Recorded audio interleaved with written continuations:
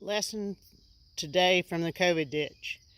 Sometimes when you try to start creating something new and different to resolve an existing issue, it gets a little messy, and it's a process, and it's in various stages, and there will be people who don't like the process.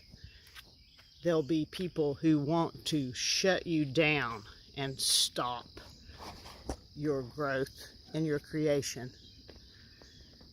So feel it, deal with it, and keep going, because eventually something absolutely beautiful